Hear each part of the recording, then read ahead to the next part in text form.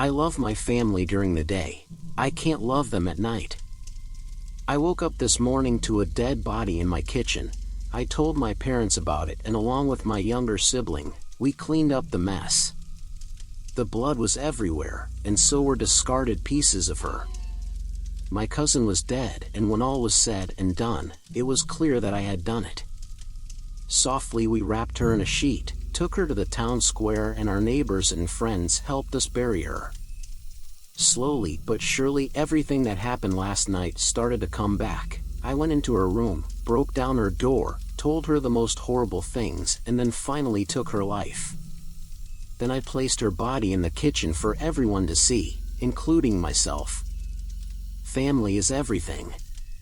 They take care of us when we are young, and we take care of them when they are old. I practically grew up with my cousin. We played together during the day and hid together at night.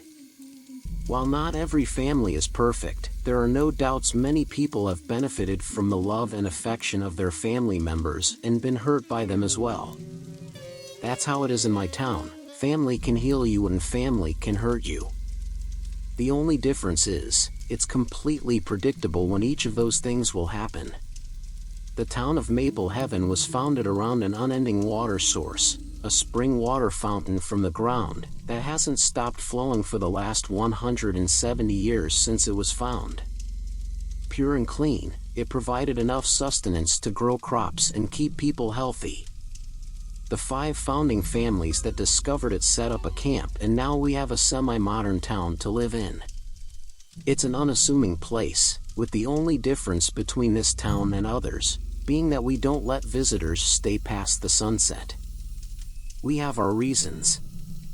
Once the sun sets in our town, the flowing spring water goes from clear to muddy, and then things get strange. Last night my family and I, like the other families in our town, locked ourselves in our rooms and barricaded the doors. We slowly waited for it to happen.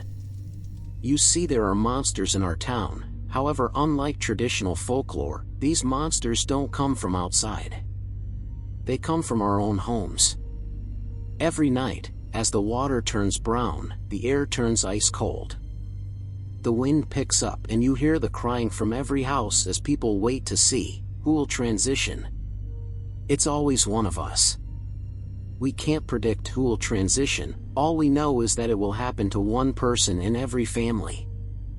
I slowly started to forget who I was, who my family was, and as the tears fell from my eyes, I stood up and opened the door.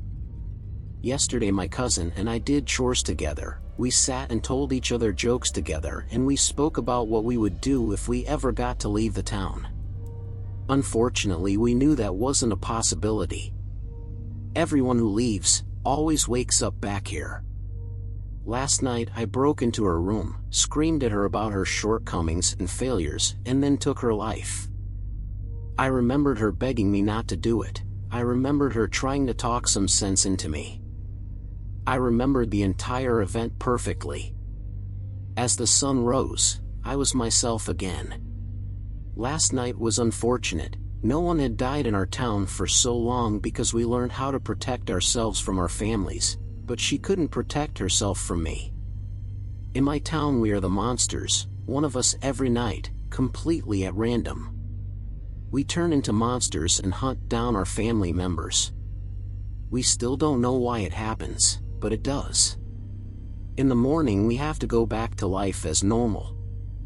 As the sun sets tonight, I wonder which of my loving family members will be a monster. I hope it's not me again.